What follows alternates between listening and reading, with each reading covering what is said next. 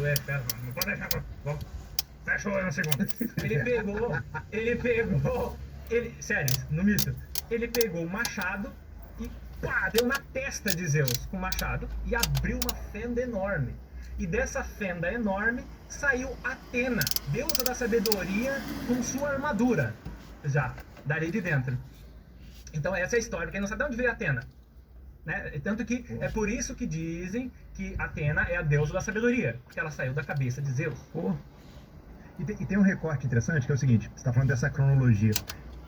Claro, ela não é montadinha, não é lógica, não é certinha, mas você observa que tem sequência de eventos que geram outros eventos. Entendi. Precisou acontecer isso para nascer Atena. E aí depois, lá na frente, vai precisar acontecer uma outra coisa associando a Atena para aparecer, por exemplo, a história da própria Medusa, que você tinha falado ainda agora. Sim. Então você nota claramente que existem tempos e eras mitológicas e tempos mitológicos que não estão exatamente conectados, 100% conectados, mas eles têm uma sequência absolutamente temporal. Quem é? Sim. Atena. Então, detalhe, curiosidade, essa aí é a estátua da Atena e na mão dela é a Nike. Ah, é?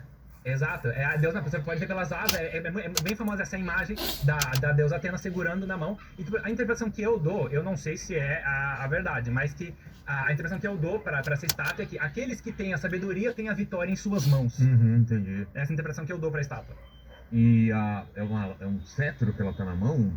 Uma lança, é uma lança. lança. A Atena é sempre retratada com uma vestes até às vezes, feminina, mas com uma armadura, um escudo, um elmo e uma lança.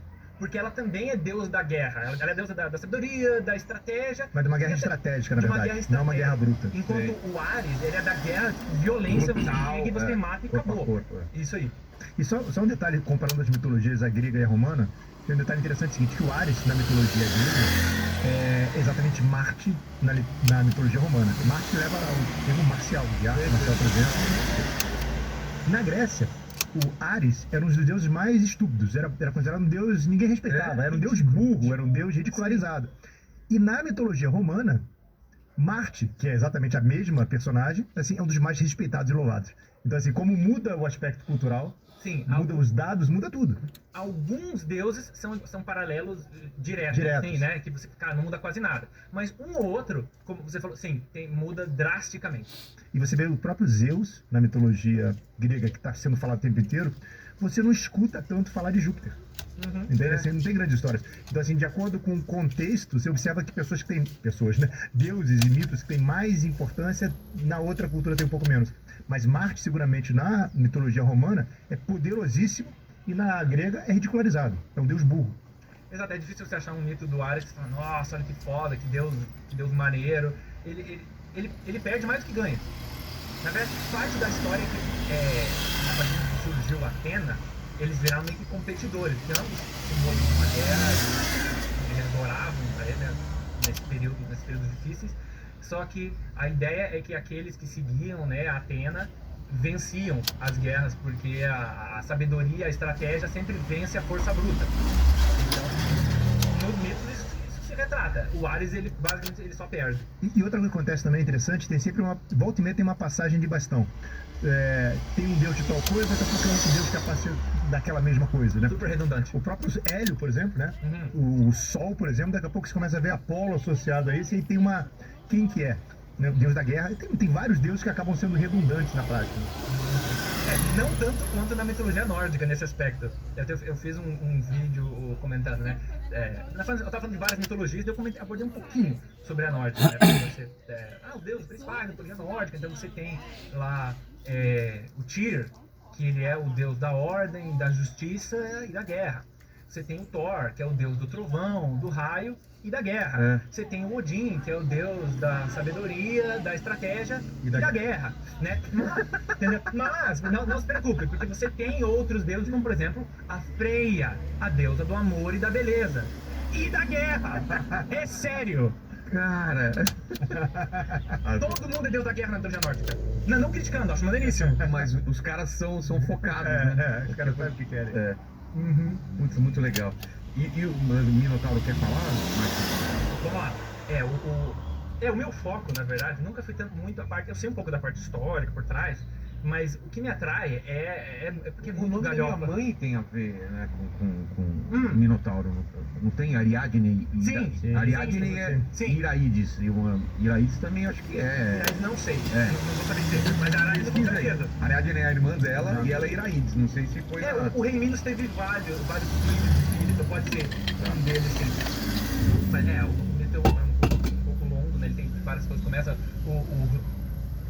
o Rei Minos, ele é filho de Zeus com Europa.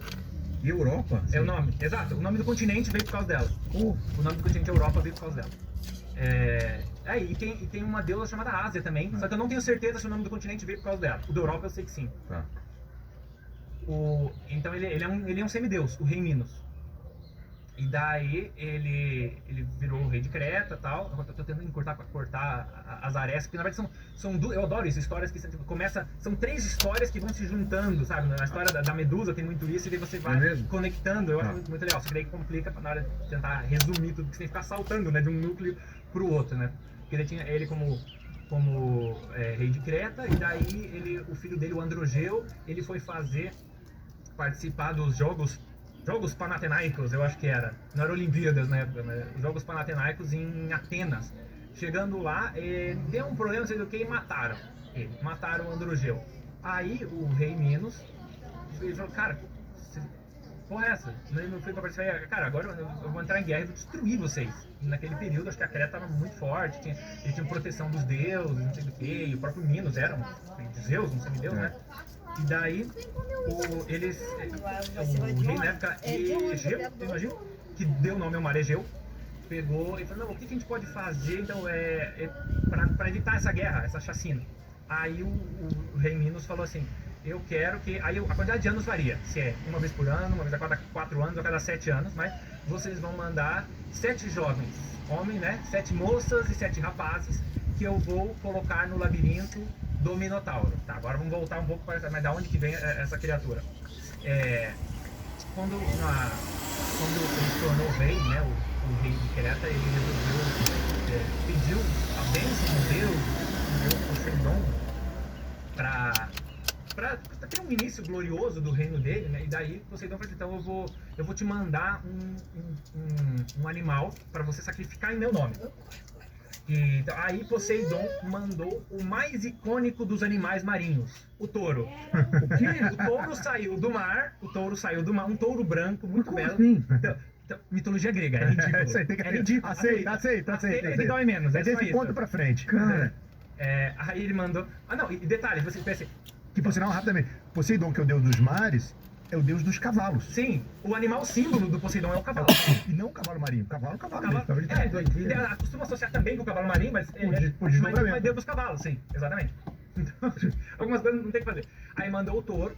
Ó, falando da minha mãe, ó lá, apareceu aí, ó. Olá, tudo bem? Minha mãe é Iraídes, e a gente tá falando de mitologia aqui, Ariadne, né, Ah, você quer aparecer? Minha mãe é doida pra aparecer. Como é que vai? Tudo bem? Prazer em conhecê-la. Tudo bem? Então, tudo bem?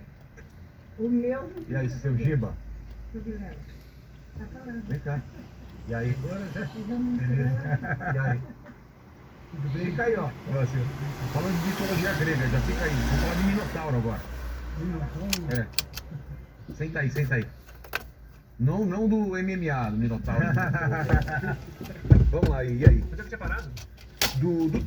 Tá. Divino, né? Tanto que aí o Poseidon mandou esse belíssimo touro branco que saiu da... O meu. E aí, seu Giba? Tudo bem. Vem cá. E aí?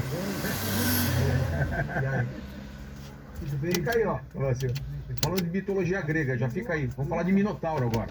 Minotauro? Senta aí.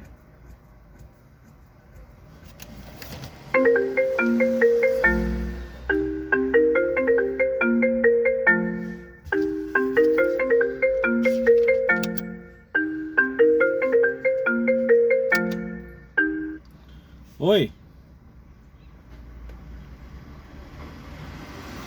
Ô, boió. Oi.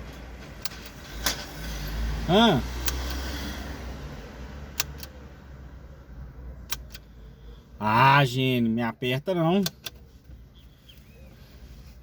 Ele tá mais de 1 metro. Sei não, ué. É.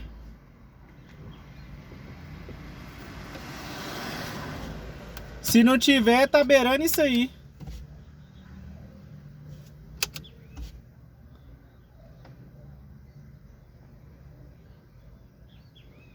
Eu acho que a aro 20, né? Aquela média. Uai, não sei, gente. Compra azul, não compra trem preto pra ele não, que ele não gosta não. Fala pro cara aí que ele não gosta de trem preto não. Não é, se tiver preto e branco lá em casa não entra não. E ele é bravo, você sabe como é que meu menino é.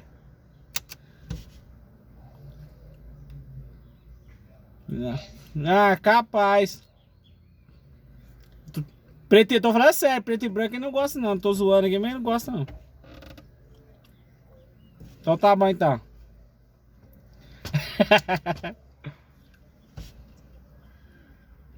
Tá bom então.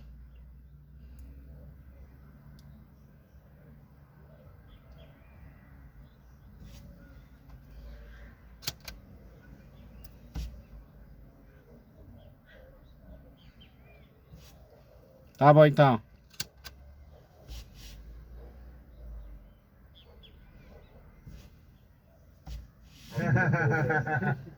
Vamos lá, e aí? Onde é que eu tinha parado? Do touro, né? Que ele traz um touro das águas. Aí o Poseidon mandou esse belíssimo touro branco que saiu das Mas águas. era um touro diferente? Não, ele era um touro todo branco, só isso. Tá. Muito, aparentemente muito belo. Touro albino. Tanto que... Mas encantador, um touro encantador, guarda isso. É, Tá. divino, né? Tanto que Poseidon deu para ser sacrificado em seu nome, nesse festa, nesse ritual. E o Minos olhou para esse touro e falou, cara, mas esse touro é muito foda. Cara, eu não vou matar esse touro. Eu vou fazer um churrasco com esse touro aí. Não, eu vou guardar esse touro para mim. Né? E daí Poseidon, que não era conhecido muito pela sua paciência, pela sua compreensão, falou, peraí, eu te dou um presente para você fazer uma coisa. E você me desobedece, seu puto. Então, se você acha ele tão bonito assim, então tá bom, vou te mostrar o quão bonito, o quão atraente esse touro é. Ah, daí pode pôr as rodas aéreas dela, não, você não vai saber o que é isso não. As rodas azul, ele vai ficar bonitinho. Tomara com as rodas azul. O que você acha? Fala aí comigo. Eu quero opinião sua, o presente é pra ele, mas eu quero opinião, olha. E daí entra na parte favorita, a parte favorita desse mito, que daí, a maneira como ele faz isso, eu costumo dizer que não é dito no mito, mas eu digo que a maneira, o que ele faz é fato, tá no mito, mas a maneira como ele faz, eu interpreto que seja da seguinte maneira, que ele chegou para o seu sobrinho neto, Eros, que é o Cupido, Sei. né, que é filho de Afrodite, e falou assim, Cupido não conhece, né, atira a flechinha para fazer você apaixonar, clássico. Atira uma flecha na Pasífae, que é a esposa do rei, e atira uma flecha no touro. E faz os dois se apaixonarem. Aí ele vai ver o quão atraente esse touro é. Beleza. Beleza, me foi lá, ofereceu um doce pra ele. Confia. Tô correndo aqui, mas domingo agora eu vou trabalhando. Tô folgando dia ainda. Eu acho que não contou um Pasífae, poxa, mas esse touro, hein? Dá um caldo, hein? Beleza. Como é que ela vai fazer? Porque é um touro, bravo, né? Aí, Essa é a parte melhor de todas. sim, aí, o que a Pasífae fez? Ela é rica, ela é poderosa. Chegou para Dédalo. Dédalo era um construtor, engenheiro, muito, muito renomado da Grécia. Possivelmente o maior construtor e engenheiro da Grécia. Pai do Ícaro. Desculpa, spoiler. Ai, não deixa, mas... Eu nunca sei pedaço. Aí, o Dédalo, grande construtor, ele chegou pra ele e falou assim, Dédalo, constrói um autômato, uma armadura em formato de vaca, oco por dentro. Tipo, pra enganar o touro? Exato, faz com uma abertura do lado e um buraquinho atrás. Era essa Estou falando parte. sério. Tá, Estou tá. falando seríssimo. Tá, eu tô te seguindo. Vamos lá, vamos lá. Tá. O do imaginar, é fazer a imagem mental, né? Eu pagaria pra ver a cara do Dédalo. Tipo assim, eu faço isso, mas é a rainha, ela pode me destruir. Se eu falar que eu não vou fazer, Vou ter ela vai que mandar matar. Então tá, tipo, só pelo menos tipo, não deixa ninguém saber, né? Tá. Foi, daí Dédalo pegou, construiu, sem dificuldade, ele era muito bom nisso. Não sei se teve as outras, mas pegou, fez, aí apazigua aí, não sei se conjunto de servos ou não, até o pasto, toda a armadura de vaca lá, entrou dentro, se posicionou adequadamente, aí veio o touro branco e eles copularam. Essa é a história. O touro branco copulou com o Pazifa aí. Logo, o Pazifa engravidou. Então, grávida dele, passou-se um tempo, o menino estava esperando mais um filho, e daí nasce essa criaturinha com cabeça de touro e chifre. Aí, obviamente que ele se chocou, já imaginou, já sacou o que era, e eu arrisco dizer que o Minos, ele deve ter percebido, puta, isso aqui é punição dos deuses. Então eu não vou... Não vou matar. Se eu mandar matar esse bebê touro aqui, vai atrair mais ainda a fúria. Eu não sei. Deixa eu vamos criar ele por enquanto. Só que ele foi crescendo, ficando muito forte, muito arredio. Então o que agora? O que eu faço? Vou dar uma coleira nele? É. Então aí ele pegou, chamou o Dédalo. O Dédalo é meu personagem favorito dessa história, né? Dédalo. Sem ele saber que o Dédalo fez a vaca, né? A vaca. Dédalo constrói um labirinto gigantesco, imagino que debaixo da terra, não sei, né? Que eu vou para eu colocar esse touro, para colocar esse. Tanto que o nome dele, tem gente que acha que o Minotauro é porque é metade homem, não, é porque é o touro de Minos. Tiro de Minos. É o touro de Minos, Minotauro, só isso. Então, ele pegou, faz um labirinto gigante pra eu botar uma criança meio touro dentro. E o Dédalo, podia ter ficado em Atenas. Olha o branco que te pede. Tá bom, eu faço então. Mas eu não sabia, foi embaixo da terra ou não tem essa... Não é dito. Não é dito. dito. Eu imagino que seria, não sei porque na minha cabeça não foi assim. Um labirinto. Ou talvez uma caverna, uma coisa assim. Um local que não Uma seja... caverna, alguma coisa assim. Nesse sentido. Enfim, daí começaram a fazer o labirinto. Não sei quanto tempo levou, fizeram e colocaram ele lá dentro. A partir daí, o Minotauro passou a viver nesse labirinto. Agora voltamos para outra história. Que daí ele falou para o rei Egeu, que o filho dele tinha morrido, a cada não sei quantos anos vocês vão mandar 7 moças, 7 rapazes que serão sacrificados para o Minotauro dentro do labirinto. E daí, Com qual intuito? não, de punição. Só tipo Punição. assim, vocês mataram meu filho, agora Então. eu vou matar os jovens de vocês. A punição de dar de comer. E se não fizer isso, Daí eu fudei vocês. de alguma forma. Entendeu? Aí, durante algum tempo, isso aconteceu, os jovens eram mandados, eles tinham opção, eles podiam lutar, mas todos morriam. Eles conseguiam vencer com o Minotauro, ou se tinham alguma chance, eles não iam achar a saída do labirinto. Até que aparece um outro personagem. Eu vou falar a origem dele também, porque senão tem que ficar pegando a origem de cada personagem. Mas daí chega Teseu. Já ouviu falar desse personagem? Teseu aparece no reino de Atenas, falando, eu sou o seu filho. Aí entra até a Medeia no meio, não sei do que, mas vamos cortar isso aí, porque senão aí as histórias todas começam a se conectar e daí eu tenho que contar todas pra conversa. Então, tem link, hiperlink. hiperlink do hiperlink, né? Exato, eu adoro. E do Minotauro tem muito isso. Aí ele chegou, deu, nossa, você é meu filho, porque ele teve com uma outra moça no passado, não sei do que. E daí o Teus era muito, muito guerreiro e, na verdade, ele achava que era filho do Egeu. Mas no dia que o Egeu dormiu com a moça, Poseidon também dormiu com a moça. Tem umas outras questões, umas outras coisas envolvidas. Então, na verdade, ele era um semideus, por isso que ele era bravo e forte e capaz. Mas ele, até onde todo mundo sabia, era filho de Egeu, príncipe de Atenas, entre aspas. Tá. Aí ficou sabendo disso, que estavam sendo mandados jovens, estava chegando o período de mandar os jovens para lá, e o Teseu, que na época já era um grande fã de Hércules, essa é outra coisa maneiríssima, quando o Teseu era criança, o Hércules, durante o segundo trabalho dele, ele visitou o tio-avô dele, se não me engano, rei Piteu, e daí nisso estava, que era onde o Piteu era pai da mãe do Teseu, logo vô do Teseu. O Teseu era um menininho que gostava de se aventurar e brincar de espadinha, não sei do que. E nisso, o Hércules, olha como se conecta as coisas, né? E o déficit de atenção vai infinito. ele chega, ele já tinha feito o primeiro trabalho. O primeiro trabalho era derrotar o Leão de Nemeia, e que foi ao escalpelar, tirar o pelo do Leão de Nemeia, que o Hércules ganhou o visual tão icônico dele, de ter aquela máscara, aquela túnica, aquele manto de leão. Uma imagem de...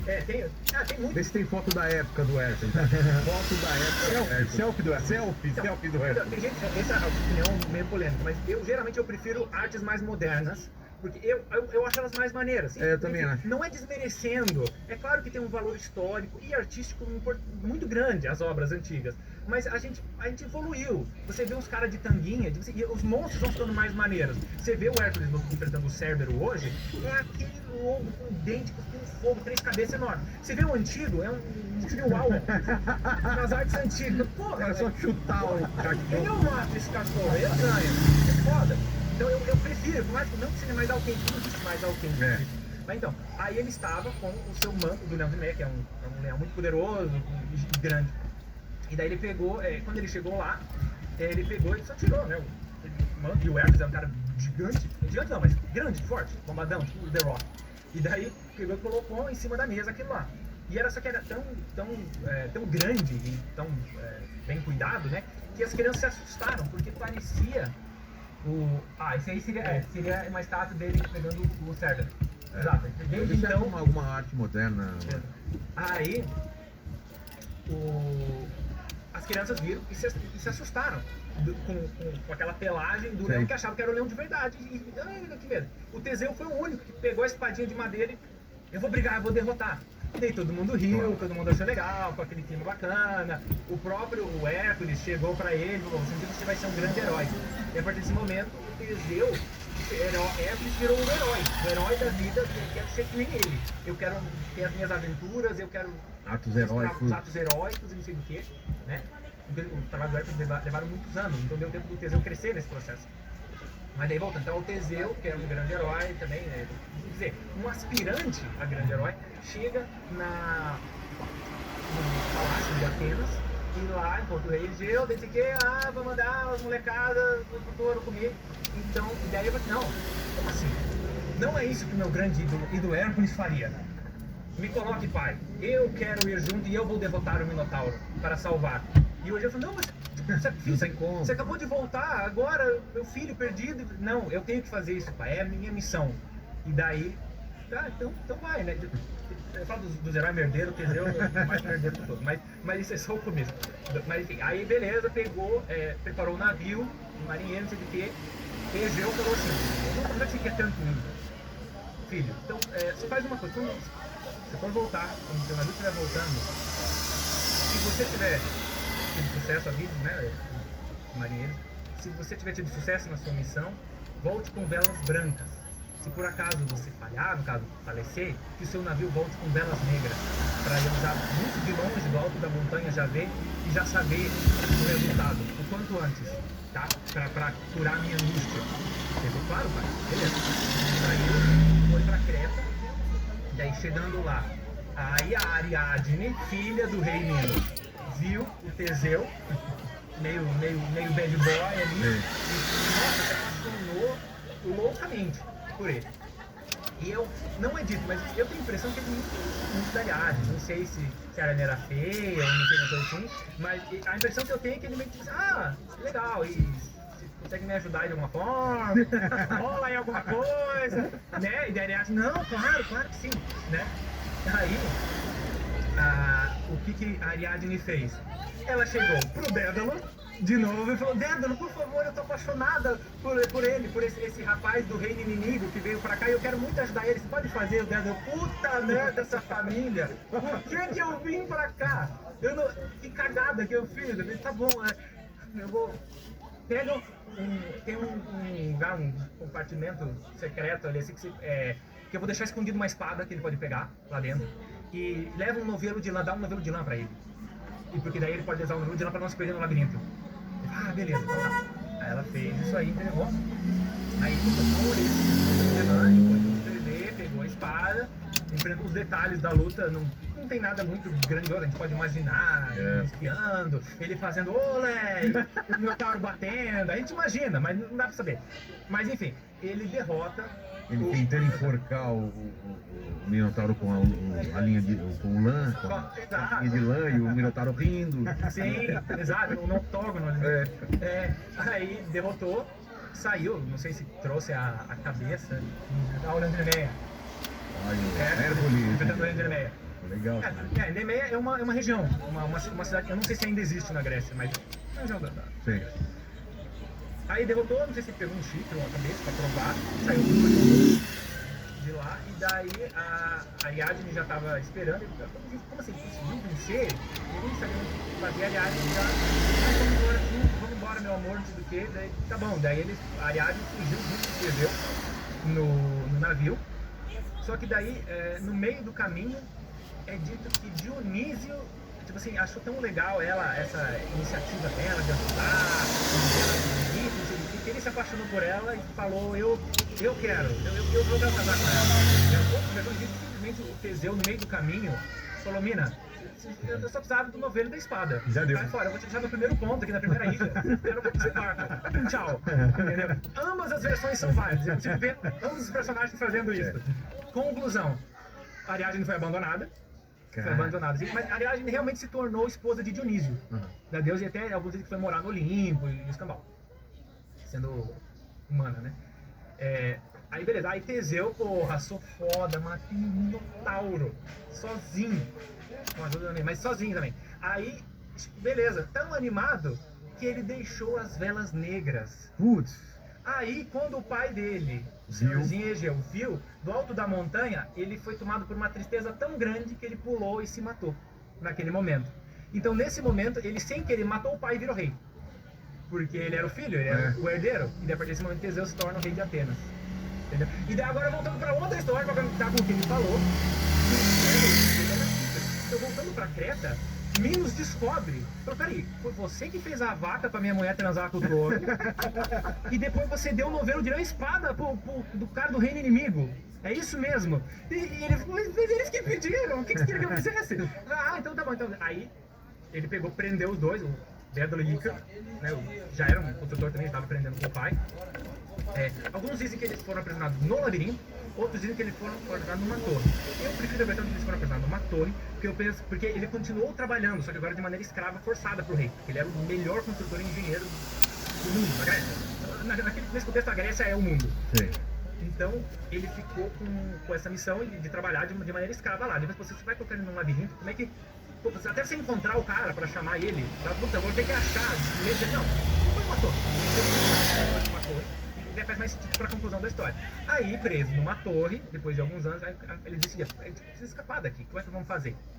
Aí ele pegando penas de animais, supostamente cera de abelha, não sei onde é que eles arranjaram abelha, pergunta que outro tipo de cola ou cera eles podem ter usado para grudar. Tipo, tinha um deus da abelha também, não tinha nos deuses bíblicos? O Aristeu.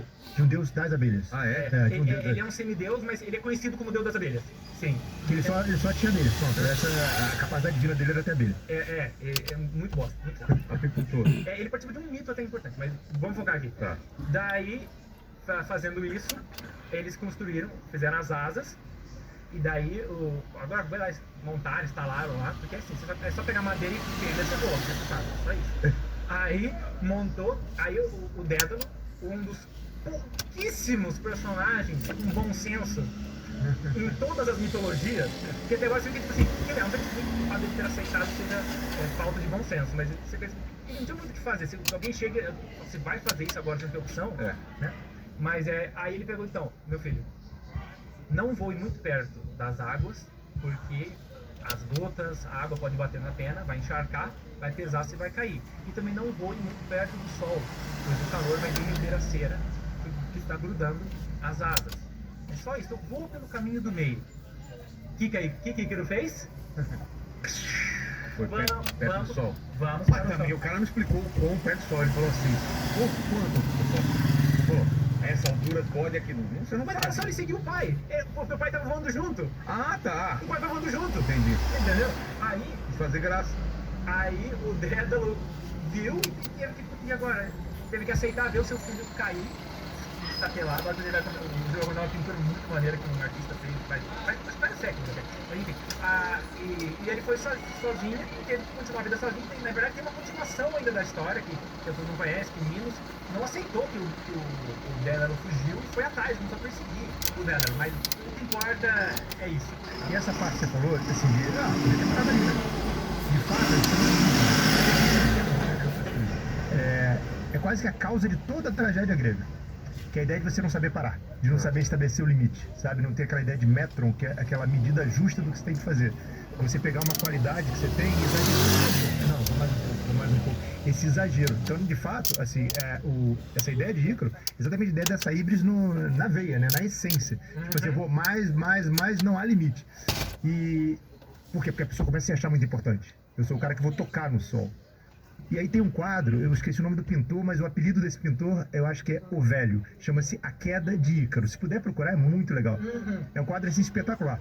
Ele até, alguns críticos dizem que ele é mal pintado, assim, tecnicamente ele tem vários erros, mas se puder encontrar, ele retrata exatamente o que representa para o mundo a queda de Ícaro. Você conhece esse quadro, não? Vamos ver se ele conta primeiro, antes É. da gente comentar. O filme do Hércules do The Rock. Ele até tentou algumas coisas. Não, nesse não. Tem muito quadro, muita pintura, então é difícil achar mesmo. É bem difícil achar mesmo. Bota O Velho. Como é que escreve aí? O Velho? Não, o apelido dele era Velho. O nome desse pintor, o apelido dele era Velho. Era O Velho. E a queda de Ícaro. A Queda de Ícaro. É a famosa queda de... E que as pessoas têm essa impressão, nossa, como é que é o mito do Ícaro? Mas, baseado no que eu contei, você viu que o Ícaro, ele não faz nada? Esse. Vai lá. Esse quadro é chamado A Queda de Ícaro. Cadê o Ícaro no quadro A Queda de Ícaro? Então você vê ali o cara ali com o cavalo, um pastor ali embaixo, o barco passando, outros barcos lá atrás, tá vendo? Aqui embaixo um cara pescando, acima do cara pescando uma perninha, tá vendo ali? Aquela perna. É o Ícaro. Essa é a relevância que ele teve. Tipo assim, a híbris dele, a desmesura dele, levou à morte dele, mas não impacta quase nada. Mas assim, o seu drama é só seu. Entende? Assim, esse quadro é espetacular, porque chama-se A Queda de Ícaro, só que a queda de Ícaro é irrelevante para o resto da humanidade. A queda de Ícaro é muito importante para o Ícaro. Para o resto, o mundo continua. E aquele pastor que está olhando para o alto, algumas pessoas dizem que essa pintura já foi restaurada, ali em cima estaria exatamente o Dédalo voando. Tá. Então ele estaria olhando para o Dédalo, né? E o Ícaro, na tentativa de subir cada vez mais, vai e cai. Mas o que eu gosto desse quadro é que mostra exatamente o tamanho do seu drama. Seu drama é muito grande para você. Portanto, segura a onda, vai devagar, vai um pouco menos. O que o pessoal deve ter criticado que as proporções são todas erradas. Então, tecnicamente é um quadro muito problemático. A perspectiva tá errada. Tem vários erros, você conhece bem isso. Mas conceitualmente me parece interessantíssimo, né? E daí, quando eu tava falando do Ícaro, que ele, se você fala, ele tem um nome tão grandiosão, ele é um dos nomes mais conhecidos da mitologia grega. Quantos nomes de filhos. Mas você vai, o que ele fez no mito? Ele caiu na água. É só isso. O que mais? Porque você vê, agora pega o Dédalo. Você viu a quantidade de coisa que o Dédalo não fez nessa história? E a história dele ainda continua depois da morte do Ícaro. O Ícaro ele foi metido e caiu na água. Ele só fez isso na história. Mas o maior feito dele foi ter se ferrado. Sim. Mas, como eu disse, exemplifica bem essa ideia desse limite, da falta do limite. Sim. E do drama que vem a partir do momento que você não sabe respeitar seu momento. Já deu, tem que parar. A história da Medusa está conectada com o que a gente falou até agora? Ou não? Tá lá atrás, né? Tem a Atena envolvida nessa história. O mito, na verdade, é importante. Tem uma certa polêmica em cima disso, porque tem duas versões bem distintas da origem da Medusa. Geralmente, as coisas que eu estou citando aqui, que tem variações, são variações mínimas. Metis virou um mosquito ou virou uma gota d'água. Quem se importa? Mas no caso da Medusa, sim, importa. Porque daí a diferença é drástica e com vários séculos de diferença. Então é importante se dar um pouco de contexto histórico antes de falar do mito em si. Porque a Medusa é uma personagem muito antiga, já tem. De Homero não sei se tem, mas de Hesíodo sim. Então, que é tipo 800 antes de Cristo. Tô falando, um negócio mega antigo. E nessas versões bem antigas. Olha aí, ó. Os ninja. Os ninja. Agora é os ninja. Olha que vai os ninja.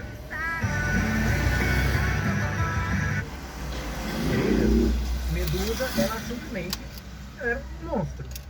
filho, aquela aparência de mulher, mas com corpo, rabo de cobra e cobra na cabeça, não sei o que, e com todo poder. Filho de Forces e Seth, dois deuses monstros meio marinhos. E com duas irmãs, a gente não sabe, né? Que nessa versão original ela tem duas irmãs que também têm cabelo de cobra, que são Euríale e Steno. Guilherme, só me corrija. Eu acho que as duas, numa das versões, elas eram imortais e a Medusa era mortal, não tem uma coisa dessa? Exato, nessa versão mesmo, nessa versão inicial, tem uma coisa que eu não gosto, essa inconsistência. Embora, e é por isso que eu escolho me ferrar também, né? Porque eu não gosto de inconsistência, eu vou falar de mitologia grega. Então, o burro sou eu. O burro sou eu. Então, por quê? Bom, elas são imortais e a outra não, e são filhos de Deus, então eu já me afastei, já não gostei muito dessa versão. Mas sim, na versão mais antiga, você tem essas três, que as duas eram imortais e ela não. Então, a partir daí o mito corre normalmente. Porém, a outra não, e são filhos de Deus, então eu já... E que já é uma coisa que eu não gosto. Mas que também tem cabelo de cobra. Rabo de cobra e cobra na cabeça, não sei o que, e com todo poder. Forces e Seth, que são dois deuses monstros meio marinhos. E com duas irmãs, muita gente não sabe, né? Que nessa versão original ela tem duas irmãs que também têm cabelo de cobra. Que são Euríale e Steno. Guilherme, só me corrija. Eu acho que as duas, numa das versões, elas eram imortais e a Medusa era mortal, não tem uma coisa dessa? Exato, nessa versão mesmo, nessa versão inicial, que já é uma coisa que eu não gosto, essa inconsistência. E é por isso que eu escolho me ferrar também, né? Porque eu não gosto de inconsistência, eu vou falar de mitologia grega. O burro sou eu. O burro sou eu.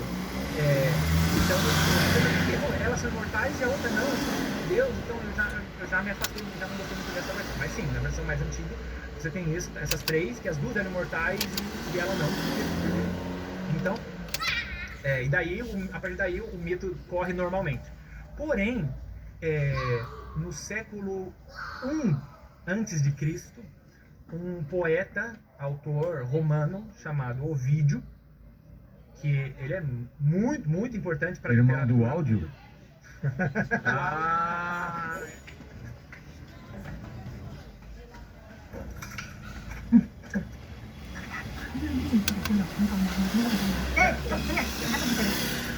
Raise your hands. Yes. Oh my God, you're gonna put it in? Here it is. Yes. Ready? Perfect. And then watch. Yes. It's a little stand for it. I love it. Yay, Thank you. you're welcome. That's so cool. Okay, the color's changed.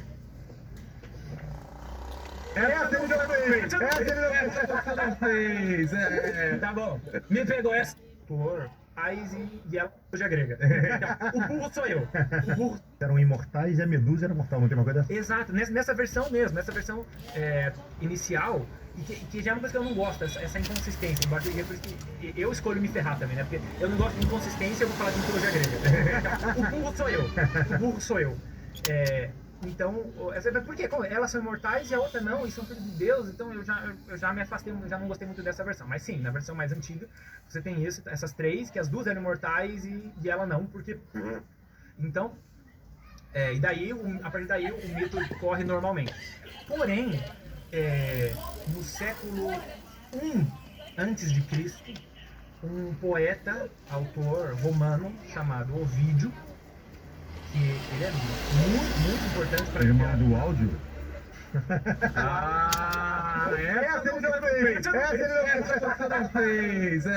Tá bom, me pegou, essa eu não fiz. Eu tenho um nível. O Ovídio, esse poeta romano, ele fez uma outra versão da origem dessa personagem, e ele foi muito audacioso, né? E os trabalhos dele são muito inspiradores para obras que vieram depois.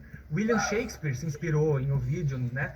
O Dante Alighieri escreveu a Divina Comédia, se inspirou em Ovídio. Então, principalmente no Metamorfoses, que é o conjunto de histórias dele mais famoso. E daí, nesse conjunto de obras, ele tem a história dele, que ele conta da Medusa, e que basicamente a origem dela muda. E a origem da Medusa, segundo o Ovídio, é que ela era uma mulher humana, sacerdotisa de Atena. E tal qual as outras sacerdotisas de Atena, ela tinha feito um voto de castidade. Então, e ela era muito devota e tal, mas também muito bonita e vaidosa, o que incomodava Atena. Atena que se foi muito pragmática, e disciplinada e tradicional. Eu achava que estranho, não, porque por mais que ela sempre mantinha o voto de castidade dela, mas você se preocupa muito com a tua beleza, com a tua vaidade e isso incomodava ela. Aí de novo, já contando essa história, daí eu já preciso voltar de novo. Eu não sei quanto, eu gosto, as pessoas também acham um saco, tipo, cara, termina a história, para de voltar. Mas nesse ponto é importante voltar. Eu acho que nesse ponto é importante voltar. Aí já entra realmente é uma conexão que na verdade eu faço. Vocês me digam se eu tô vendo conexão onde não existe ou não, beleza? Tá. Depois que eu contar, ou se não faz sentido nenhum. Vamos voltar décadas, séculos atrás, Deus, né, infinitamente. O reino, a cidade de Atenas, que na época não era chamada de Atenas, já dei spoiler no final da história, estava precisando ser nomeada. E era uma cidade muito, muito rica, muito próspera. Na verdade, um outro detalhe, né? A gente fala de Grécia Antiga, a gente acha que era um país, né? E daí tinha um rei que governava tudo. Não existia isso, né? Naquela época, o que a gente chama de Grécia Antiga é um conjunto de cidades-estados que compartilham uma cultura, um idioma e uma religião, mas que cada um tem o seu próprio rei e autonomia para fazer o que quiser.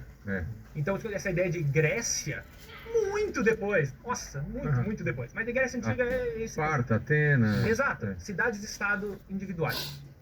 E que brigavam entre si também. Sim, guerreavam, total. Aí eles precisavam nomear e eles falaram, que deus a gente vai homenagear? Vamos dar o nome de um deus aqui. Aí, no fim vários deuses queriam receber essa homenagem. E no final das contas ficou, no final da disputa, Atena e Poseidon, para a gente dado para essa grande cidade, a maior cidade da Grécia. Então eles resolveram fazer uma competição. Quem desse dos dois o melhor presente para os cidadãos dessa cidade não nomeada, teria o seu nome dado para a cidade. Então beleza, chegou o dia, Poseidon foi lá, subiu no alto de um morro com seu tridente, cravou, começou a tremer tudo. A propósito, Poseidon também é deus dos terremotos. Deus dos mares, dos cavalos e dos terremotos. Tudo a ver. Então, cravou, começou a tremer tudo e de repente do alto daquela montanha começou a jorrar água. Surgiu ali uma fonte enorme, uma cachoeira.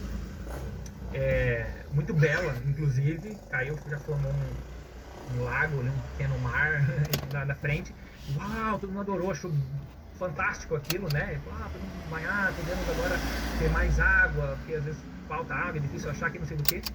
Aí o rei Cécrope da época, que por motivo nenhum tinha corpo de cobra, queria comer tudo, não tinha ele só, tinha corpo de cobra, foda-se. Aí ele chegou lá, colocou a mão na água, e perguntou: peraí, essa água é salgada, não dá pra tomar. O que faz sentido, Poseidon é o deus dos mares e não da água mineral. Então, eles gostaram, mas ficaram um pouco ressabiados. Ele deu água salgada pra gente aqui, nossa, é uma fonte, como é que pode, né? Eles estavam na expectativa disso. Aí chegou a Atena, foi até uma planície, pegou uma sementinha e plantou. Ficou esperando. De repente começou a sair uma folhinha, começou a crescer e formou uma árvore, uma grande árvore, que foi a primeira oliveira. E daí, ok, uma árvore, daí você não vê uma árvore, dando bosta, né? Aí a Atena falou assim, através dessa oliveira, que vocês vão poder pegar as sementes e plantar quantas vocês quiserem, a madeira é extremamente resistente, ela é muito boa para a construção de barcos, e ela dá as olivas, né, as azeitonas, que são um alimento muito saudável, que é bom para os músculos dos atletas, dos guerreiros, e com o azeite, com o óleo, vocês vão poder acender as lamparinas de vocês. Aí, e funciona como bálsamo também, né? Para feridas, né? Sim. Também funciona como bálsamo. Aí, na hora, ok, Atena ganhou.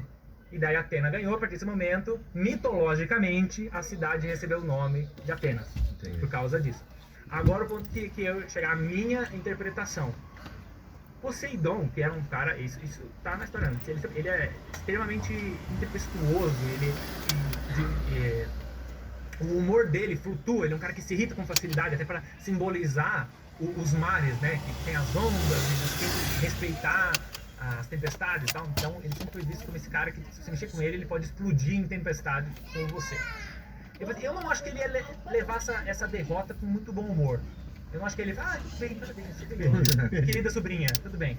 Então, eu digo que ele ficou com um rancor muito grande, guardado, por não sei quantos anos, décadas, até que ele viu uma oportunidade de se vingar.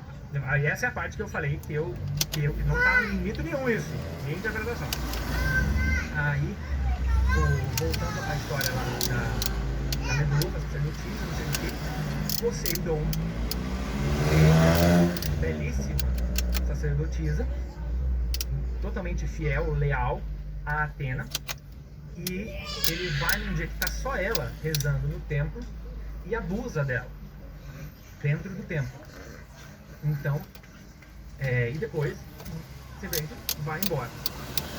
Depois disso, quando a Atena ficou sabendo que a sua sacerdotisa teve relações com um homem, e ainda dentro do templo imaculado dela, ela ficou furiosa. Eu imagino que a Medusa tenha falado, não, mas ele veio aqui e me tomou a força. Mas Atena, de novo, mais uma vez, imagino que pelo fato dela ser muito vaidosa, essa da vaidade é citada, não acreditou nela. Não acreditou. Não, você viu, eu sabia que a tua vaidade ia ser a tua queda. Então, você para mim, você não é nada mais do que uma cobra. E daí Atena transforma Medusa na criatura que a gente conhece hoje. Tem a imagem aí, Kratos? Tem várias representações, mas basicamente é a cabeça com cobras. Sim. E se você olha pra Medusa, olha no olho dela, você petrifica. Sim. Aí você vira pedra. Essa é a maldição dela. E aí tem um ponto interessante, que assim, essa Medusa, então, ela tem dois tempos. Nessa versão, tem um tempo bela, humana, uma sacerdotisa, uma pessoa dedicada àquela deusa, e um outro momento em que ela é um monstro. Mas eu já vi representação dela com corpo de serpente também. Sim. Eu não sei se nas versões antigas até que ponto ela tem. Todas as versões que eu vejo, ela é corpo de serpente também, né? Da cintura pra baixo. Eu não sei até que ponto é descrito dessa maneira. Eu imagino que sim, mas eu não garanto. Tá. Se tiver outra imagem aí também. A imagem da Medusa realmente. Pô, deve ser. Ah, tá. É isso aí. Olha que maneiro. Tem um pedaço que o Guilherme vai chamar. 4 braços aí, né? Tem? Mas enfim, não Essa que eu vi é uma das irmãs dela, né? Ah, pode ser? Tá. Tem um pedaço que o Guilherme vai dizer também que é spoiler, né? Porque lá na frente a Medusa vai parar no escudo de Atena, né? Assim, o rosto da Medusa vai parar no escudo de Atena. Só que eu li também, certa vez, que assim, uma das possíveis origens anteriores até essa história é que esse rosto de uma mulher, na verdade, mulher monstro, na verdade, não é nem mostra uma mulher, com cabeça de cobra. não emprestou o carro, não achamos. Estava nos escudos antes desse próprio livro, como forma até de amedrontar as pessoas em guerra. não emprestou o carro, não achamos a chave. Sim. E aí, a partir desse ponto, as pessoas começaram a fazer histórias e narrativas em cima para justificar a existência daquele monstro. E aí daí começou a surgir aquela primeira versão lá atrás, na qual ela não tinha nada, nenhuma relação com a Atena. Sim. Tem inclusive uma outra, não lembro agora qual, mas tem uma outra história mitológica que também fala de um estupro de uma outra sacerdotisa. Depois eu vou lembrar o nome. Não, eu sei o que você tá falando, mas da Cassandra. Cassandra, exatamente. Mas de qualquer forma, só para fechar. Então assim, tem também uma ideia de que esse rosto desse monstro, com essa cabeça, era anterior a toda essa história. E essa história foi criada exatamente para dar corpo a essa imagem. É bem plausível. E tem história de vencer ela com reflexo no escudo, né? Sim, que o Perseu, que daí já é uma outra história. No vídeo que eu faço contando a história da Medusa, o vídeo começa 3 vezes. Porque eu tenho que contar a origem da Medusa, aí tem que contar a origem do Perseu, que é separado, e daí contar a origem da Andrômeda e da família dela, que também faz parte da história. E daí as 3 histórias vão se organizando. Só que eu adoro esse desafio narrativo. Mas sim, ele recebe ajuda, a Atena pega itens dos deuses, empresta pro Perseu poder derrotar o monstro Medusa, que estava petrificando, matando pessoas. Então ela pega as famosas sandálias aladas de Hermes, a Talária, A imagem acho que todo mundo já viu. As sandálias aladas do Hermes, deixa ele rápido e deixa ele voar e tal. Pega emprestado, dá pra ele. Ela empresta o seu escudo, o Aegis, que em determinadas histórias é escudo de Zeus, é meio que dos dois, tipo assim, filha, você pode usar aqui, o dia que eu precisar eu peço, sabe, né? Não, é Égide em português, mas eu tô falando de falar Aegis. Aí ela pegou uma espada de adamante. Adamante é o adamante do Wolverine? Mas é porque adamante é um termo arcaico para definir um material, um minério muito resistente. Então, é quase certeza que o adamantium veio daí. Com certeza. Entendeu? Tanto que a foice que Cronos usou para castrar o pai era de adamante também. Então, essa espada que o Hefesto fez. O Hefesto era o deus da forja. Então, é uma espada incrivelmente afiada e poderosa. E o último, surpreendentemente, o elmo da escuridão do Hades. O Hades emprestou para Atena. Daí eu já começo a montar. Então ele não gosta, ele tem uma treta com os deuses do Olimpo, mas a Atena, ele tem uma conexão com essa sobrinha, talvez eles tenham uma relação, alguma coisa de legal. Então, com esses 4 itens, ele foi até a caverna, templo abandonado onde Medusa vivia, deus do Olimpo, mas a Atena, ele tem uma incrivelmente afiada e poderosa. E o último, surpreendentemente, o elmo da escuridão do Hades. O Hades emprestou pra Atena. Daí eu já começo a montar. Então ele não gosta, ele tem uma treta com os deuses do Olimpo, mas a Atena, ele tem uma conexão com essa sobrinha, talvez ele tenha uma relação, alguma coisa de legal. Então, com esses 4 itens, ele foi até a caverna, templo abandonado onde Medusa vivia, e daí lá ele teve que ir com cuidado, né, colocou o elmo da escuridão para ficar invisível, então, melhor coisa, né? E daí quando ele escutava um barulho, ele fechava os olhos, aí usou o escudo, né, para olhar no reflexo do escudo, na frente, atrás, tanto faz, né? Porque não pode olhar diretamente. Sim, extremamente reluzente e refletivo esse escudo. E então, através olhando no escudo, viu o reflexo para olhar para ela, aí acionou as botas, as sandálias aladas para em alta velocidade, pegou a espada e cortou a cabeça dela. Basicamente, a maneira, os detalhes, ele pegou quando ela estava dormindo. Mas é boring. É boring, por favor. E daí matou ela e pegou a cabeça da Medusa para levar como prova. Porque aí tem a questão da história do Perseu. Por que ele estava indo matar? A gente fala, eu vou lá matar? Tipo o Teseu, porra louca? Não. A mãe dele, agora de novo, vamos lá, vamos voltar. Voltando 2 histórias atrás. 30 anos no tempo. Isso, exatamente. O rei de Argos, chamado Acrísio, ele queria ter um filho, um descendente, ele já tinha uma certa idade, e ele não tinha nenhum filho homem. E daí ele foi no oráculo de Delfos, quer que eu vou conseguir ter um filho homem? Daí o oráculo falou, você não vai ter um filho homem, mas você vai ter um neto homem. Só que esse neto homem vai ser a sua perdição. Né? E daí ele pegou a sua filha jovem e aprisionou ela numa torre. Então, meu Deus, ela não pode ter filho. Então, é sempre na mitologia, o cara querendo fugir das premonições.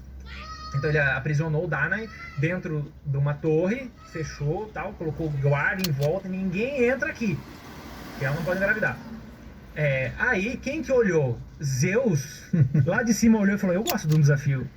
Beleza. Aí, só que, como é que eu entro discretamente? Eu poderia entrar fazendo uma bagunça, matando um monte de gente, chamando atenção, mas a galera vai saber daquele problema, treta em casa, tem que ouvir. Não vou fazer um negócio mais discretinho.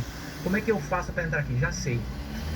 Zeus se transformou em uma chuva dourada. Literalmente. É isso, não tô inventando, não é sacanagem. Ele se transformou em uma chuva dourada. Golden Shower. Golden Shower. Total. E pingou pelas frestas e foi... Sim, é assim. E ela foi escorrendo, pingando. Ele foi caindo, pingando. Caiu nela e foi até o útero dela e a engravidou. Dessa maneira. Aí, passou um tempo, de repente, ela apareceu buchuda lá, e daí o pai dela falou, mas como? E agora o que eu faço? Daí você tá, mas se eu matar minha própria filha, eu posso atrair a fúria dos deuses, e agora, daí ele sempre pegou ela, colocou ela numa arca e soltou no mar, tipo assim, com a esperança de que ela morresse, né? Mas, tipo assim, não é culpa minha. Eu só coloquei ela na arca, não foi que matei. Aí colocou, soltou, e daí a arca foi até que ela chegou na ilha de Sérifo. Na ilha de Sérifo foi aberta em contato com um grupo de pescadores. Até acho que ela já deu a luz, não importa.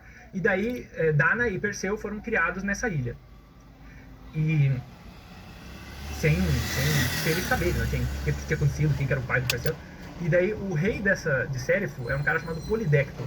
E esse Polidecto, ele era mega escrotão. Então, ele viu essa Dana e falou, pô, mas gata, tá enxuta ainda essa aí. E deu em cima dela. E a Dana não quero cuidar do meu filho aqui, seguir minha vida. Não, mas como? Um rei, olha pra mim aqui, tem um palácio, um sambal e tal. E quem queria ser um rei super grandioso? Imagina aquele rei meia boca que se paga mais do que realmente é. Uhum. Aí o Perseu sempre também se metia no meio. O que você quer com a minha mãe? Não, sabe, ele ficava atrapalhando. A mãe dela ela era mais tímida, né? Assim. O Perseu, imagina, 18 anos, ficava no meio, não, o que você quer? Fala comigo. Então o Polidecto colocou na cabeça que o problema era o Perseu. Pra ele pegar a Milf, ele precisava se livrar do Perseu. Então, ele pegou, teve ali uma festa, não sei do que ele forjou, fez o Perseu parecer que estava devendo um presente, alguma coisa, e o Perseu também, com aquele espírito heróico que o semideuses tem, falou, não, mas pede, o que você quer então de presente? Daí ele falou assim, eu quero que você mate a Medusa. Mais uma vez, mandando para uma missão suicida. Só vai embora e morre lá, diabeiro. Aí Perseu vai, faz tudo isso que eu falei. Atena ajuda ele. E, não, mas pede, o que você quer então de presente? Do Perseu. Então, ele pegou, né, seus, imagino, 18 anos, ficava no meio, não, o que você quer? Fala comigo. Então o Polidecto colocou na cabeça que o problema era o Perseu. Para ele pegar a Milf, ele precisava se livrar do Perseu. Então, ele pegou, teve ali uma festa, não sei do que ele forjou, fez o Perseu parecer que estava devendo um presente, alguma coisa, e o Perseu também, com aquele espírito heróico que o semideuses tem, falou, não, mas pede, o que você quer então de presente? Daí ele falou assim, eu quero que você mate a Medusa. Mais uma vez, mandando para uma missão suicida. Só vai embora e morre lá, diabeiro. Aí Perseu vai, faz tudo isso que eu falei. Atena ajuda ele e ele consegue. Quando ele volta, o Polidecto pegou e sequestrou a mãe dele e levou pro palácio. E daí ele chega lá e fala assim, tá, cadê minha mãe? O que tá acontecendo aqui? Eu peguei e matei a Medusa. Liberte ela agora, imediatamente. Daí o Polidecto não sabe muito o que falar e fala, duvido, você não matou a Medusa. Prova que você matou a Medusa. Eu falei, cara, eu não posso, se eu mostrar a Medusa, vocês vão virar pedra, você não pegou Medusa porra nenhuma, não sei do que. Daí falou assim, então você quer ver? Então toma aqui. E daí pegou, mostrou e petrificou ele. Ainda funcionava mesmo. Funciona. Ele usou como arma ao longo do tempo. Tá. Exato, e petrificou o Polidecto, a galera, todos os soldados em volta, ok, aí eu não vou me meter. Daí passou do limite pra mim. Daí ele pega a mãe dele e daí junta, no meio do caminho, uma história completamente desconectada. Quando ele estava voltando com a cabeça da Medusa, ele viu uma princesa chamada Andrômeda, que o pessoal já lembra de Cavaleiro do Zodíaco, que tinha o Shun com corrente de Andrômeda, não sei do que é por causa dessa história. E daí ela estava acorrentada porque a mãe dela falou, a Cassiopeia falou que ela era mais bela até que as Nereidas. E uma das Nereidas era a esposa do Poseidon. Tipo, é um caso de família ridículo, cara. Assim, mas eu digo da melhor maneira possível, sabe? Eu não gostaria que fosse de nenhuma outra maneira. Então, ela falou, mas até que as Nereidas, não sei do que. Aí a esposa, a Anfitrite, a tal Nereida, se ofendeu, Poseidon, obviamente se ofendeu, falou, então eu vou mandar um monstro gigante pra destruir a cidade, né? Segurança zero. E daí, o que a gente pode fazer? Então você vai ter que sacrificar a tua filha. Senão, pro monstro. Senão ele vai destruir a cidade. Quando ele chegou lá, a Andrômeda já estava acorrentada. Por isso, corrente de Andrômeda. E tem a constelação, e tem a galáxia também, desse nome. Chegou lá, ele conversou com ela acorrentada, as pessoas em volta explicaram o que ia acontecer, que no dia seguinte ia chegar o grande Cetus, monstro marinho. E daí, foi ele falou, cara, eu vou salvar essa donzela. Quando chegou o monstro, ele pegou a cabeça da Medusa e petrificou o monstro gigante. Ele salvou a Andrômeda. A Andrômeda, eu quero ir embora, eu não quero mais ficar aqui. Esse pessoal, minha mãe, olha que idiota, destruiu minha vida. E daí os dois foram embora, ficaram em série, ocorreu aquilo tudo que eu falei. Perseu sai navegando em direção ao horizonte com sua mãe Danae, com sua agora esposa Andrômeda para viverem felizes para sempre, exceto que tem mais um detalhezinho. Anos e anos depois, Perseu foi participar de jogos panatenaicos, olímpicos, blá blá blá, num determinado lugar, e ele foi participar de uma grande competição de arremesso de disco. Quanto tempo depois? Não se sabe, mas alguns anos depois do menino, pode ser 2 anos ou 20 anos depois, ele foi participar. E daí, a galera em volta, tá, aquela plateia, aquele anfiteatro, né? Anfiteatro não, mas um lugar grande que as pessoas assistem, né? Aqueles bancos de concreto. Aí ele pegou, foi lá e jogou o disco com toda a força. E o disco foi no caminho errado.